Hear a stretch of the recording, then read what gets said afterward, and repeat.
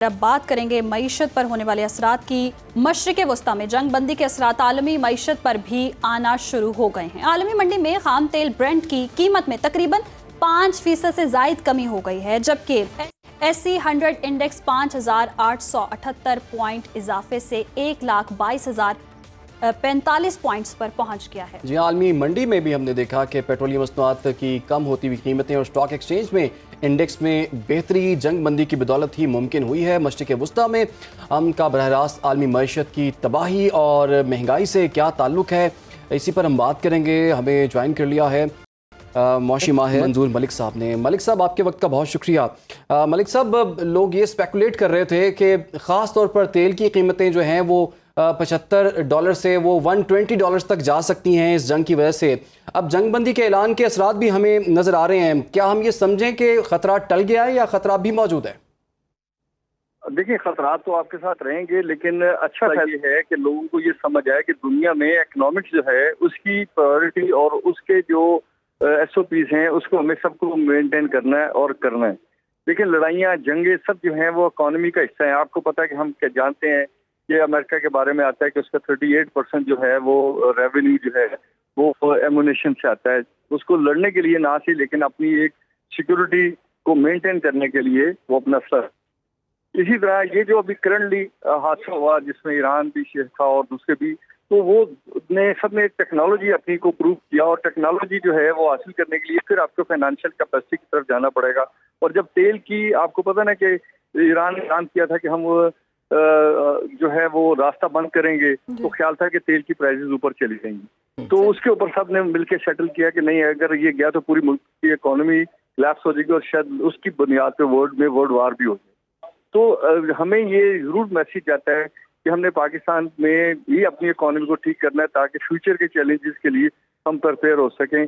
और उसके लिए जरूरी है कि हम अपने इन्वेस्टर्स को पाकिस्तान में इन्वेस्टमेंट अपॉर्चुनिटी भी दें और उसको रिस्पेक्ट भी करें। अच्छा मलिक साहब, एक और अहम नुकता है, वो ये है कि देखिए 12 दिन तक ये जंग चलती रही है, दोनों तरफ से शदीद हमले हुए हैं, लोग इसमें मारे भी गए हैं, बहुत जख्मी हुए हैं, इंफ्रास्ट्रक्चर तबाह हुआ है। पूरी दुनिया इस वक्त मैदान में आई हुई थी कि जी जंग बंदी कर ले, दोनों तरफ से बातें भी हो रही थी, राब्ते भी हो रहे थे।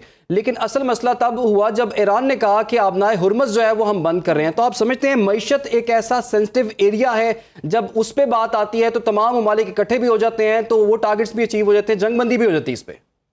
आप ये जानते हैं कि अमेरिका में कितने मुजाहरे हो रहे थे और लोग ये क्या कह रहे थे, वो कह रहे थे कि हमारे ऑयल की प्राइसेस जब शूट करेंगी तो पूरी इकोनॉमी कोलैप्स कर देगी। और वहाँ की स्टॉक एक्सचेंज को भी और इंटरनेशनल स्टॉक एक्सचेंज में भी फर्क आया। तो ये बात हमें रोज़े रोशन की तरह मान लेनी चाहिए कि दुनिया में जो इकोनॉमिक्स है वही वॉर का और वही अमन की सबूत है। तो हमें अपनी इकोनॉमिक्स को बेहतर करने के लिए 2-4 स्टेप तो लाजमी करेंगे पाकिस्तान को, इससे लर्न करते हुए। एक ये है कि हमें फॉरेन एमिडेंस करने की बजाय अपने उस टैलेंट को अपने मुल्क के अंदर यूज करें, और उस मुल्क के अंदर उस टैलेंट के यूज करने से हम ज्यादा वैल्यू एडिड बना के चीजों को एक्सपोर्ट कर सकते हैं, या कम से कम हम इम्पोर्ट को रिप्लेस कर सकते हैं।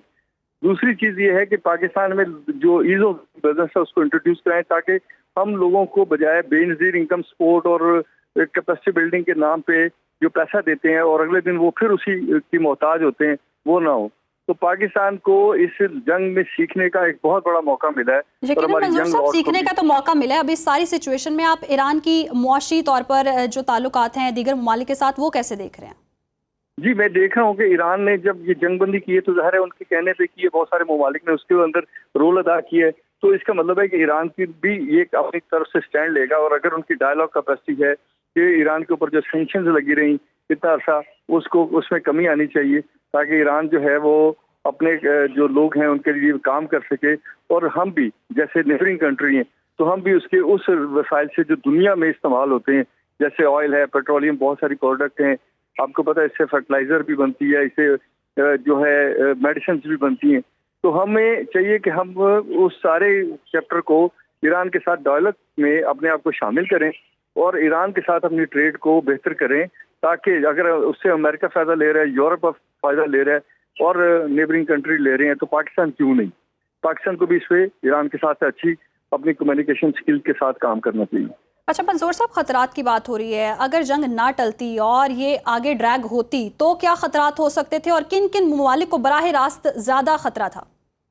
देखिए मैं 3 खतरे तो थे ना। एक तो ये था कि जी कोई वर्ल्ड वार की तरह ये और ममालिक इसमें शामिल हो जाएं, जैसे आपको पता है कतर और यूएई और जो बाकी इराक के ऊपर भी मामला हुए और उनके ऊपर उंगलियां भी उठी। तो ये अगर और होते तो फिर बाकी ममालिक के मुफाद को नुकसान पहुंचता। जैसे कि ऑयल की प्राइसेस शूट होने से आपको पता है पूरी इकोनॉमी कोलैप्स कर सकती थी आइंदा दिनों में। और जब वर्ल्ड इकोनॉमी कोलैप्स करती है तो फिर वो फसाद ही फसाद होता है। आपको याद होगा कि फर्स्ट वर्ल्ड वार जो है, सेकंड वर्ल्ड वार जो है, उसके बाद बाकी जितनी जंगें हुई हैं वो हुई बेसिकली इकोनॉमिक और रॉ मटेरियल के ऊपर है। बाकी सब चीजें है वो लोग शामिल हो गए क्योंकि फ्रस्ट्रेशन थी तो लोग शामिल होने थे। लेकिन असल चीज ये है कि इकोनॉमी ने ही मोटिव करना है और सोशल स्ट्रक्चर में आपको स्ट्रेंथन करना है। आपकी अगर कैपेसिटी टू डायलॉग है और प्रेजेंटेशन है तो फिर आपको चैलेंजेस कम होंगे। सही, और इकॉनमी ने ही संभाला देना है, अमन को भी और मईशत को भी। हम देख रहे हैं कि इस्तेहकाम इसी में आएगा।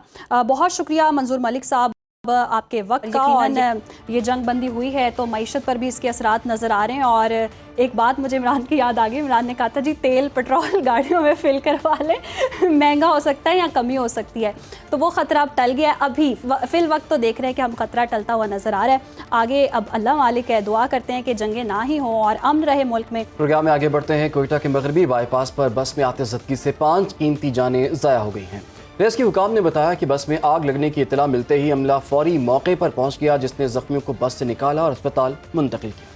जी बिल्कुल, और रेस्क्यू हुकाम के मुताबिक हादसे में 5 अफराद जाँ बहक और 8 ज़ख्मी हो गए हैं। अस्पताल इंतज़ामिया के मुताबिक जाँ बहक अफराद की मैयतें और ज़ख्मियों को BMC अस्पताल मुंतकिल कर दिया गया है। इसी तमाम तर सूरत हाल पर बात करने के लिए हमारे साथ मौजूद हैं फ़ज़ल तवाब। फ़ज़ल, कहिएगा ये आग कैसे लगी, तहकीकात में क्या कुछ सामने आया है और ज़ख्मियों की हालत कैसी बताई जा रही है?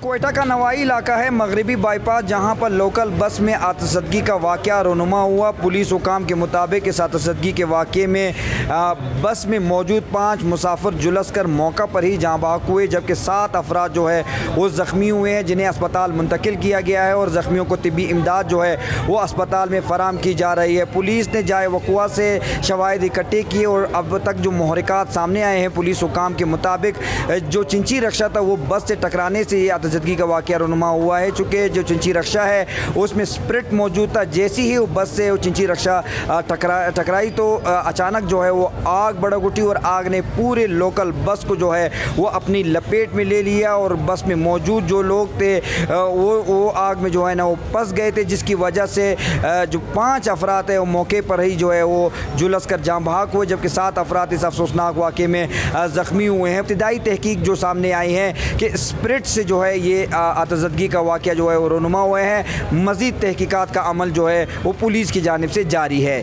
बाखबर रहिए हर जगह हर वक्त, और अभी सुनो न्यूज़ का YouTube चैनल सब्सक्राइब कीजिए, बेल आइकन पर क्लिक कीजिए और जानिए मुल्की और गैर मुल्की हालात व वाक़यात यकीन के साथ।